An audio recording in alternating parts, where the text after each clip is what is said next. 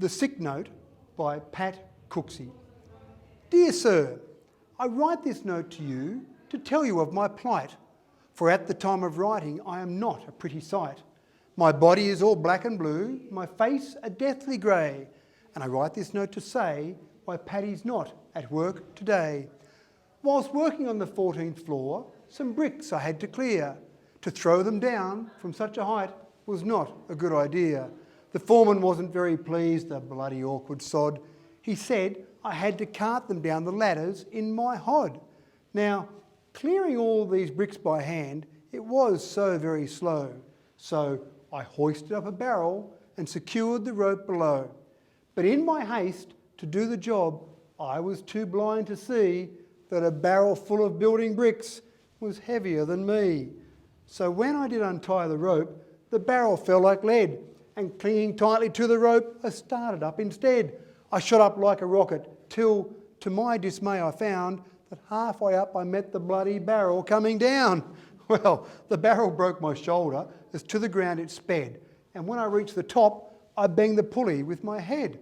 I clung on tightly, numb with shock from this almighty blow, and the barrel spilled out half its bricks 14 floors below. Now, when these bricks had fallen from the barrel to the floor, I then outweighed the barrel and so started down once more. Still clinging tightly to the rope, my body racked with pain. When halfway down, I met the bloody barrel once again. So the force of this collision halfway up the office block caused multiple abrasions and a nasty state of shock. Still clinging tightly to the rope, I fell towards the ground and landed on the broken bricks the barrel scattered round. I lay there, groaning on the floor.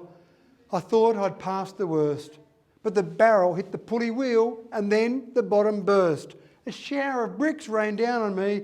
I hadn't got a hope. As I lay there bleeding on the ground, I let go the bloody rope. The barrel then being heavier, then started down once more and landed right across me as I lay upon the floor. It broke 3 ribs in my left arm, and I can only say, I hope you'll understand why Paddy's not at work today. Sorry.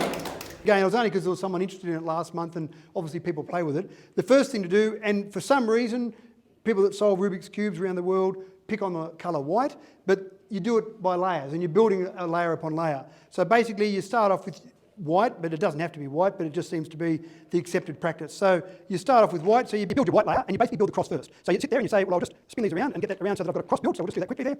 We'll get a quick cross built. So step 1, basically, is a cross. So you get a white cross. Nice and simple to get started, right? Then you put the corners in place. You end up with one white face. So it's building layer upon layer. It's not just random. When you see the kids do it in world record times, they use a different technique. But this is a good little basic technique. So then you start doing it with the actual corners themselves. So they're basically just a logical process. Find one that needs to go into a corner and move those around. And then you'll slowly get to the point where you'll have some pieces there and one last one. All right, so then you end up with a white face. Okay, so you do that, and obviously the corners have got to be the right colours. So you end up with a white face and you sit there. The next part you do on the cube are these corner pieces here. And so basically you just spin those around, you're putting one corner in a place at a time. All right, so let's just go. Again, I'm no world record as a kid. I used to win competitions with Rubik's Cube, but I'm a little bit older, a little bit slower now than I used to be way back then. All right, and then we go there. So now we've got 2 layers built. So again, it's that idea of building up layers. So you've got white across the top and then 2 layers built around the sides there. Then the next thing we do is we want to get a backward L shape, and then we want to form a yellow cross on the top. Right, so now we've got a yellow cross there. Right, and then what we want to do is we want to try and get some yellow corners in place. So normally I'll work to get one corner in place first. Right, so you get one yellow corner in place, and then we want to get the whole top. Right, so we've got a yellow top in place there now. Right, and then it gets tricky, because then when we start to move things around, it can move other things around. So we want to try and get all the corner pieces done. Right, so now we've got all our corner pieces, and the last thing we've got left to do are these little centre pieces here. Oops.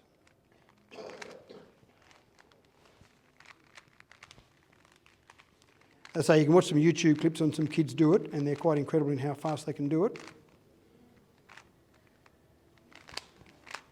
And there we go.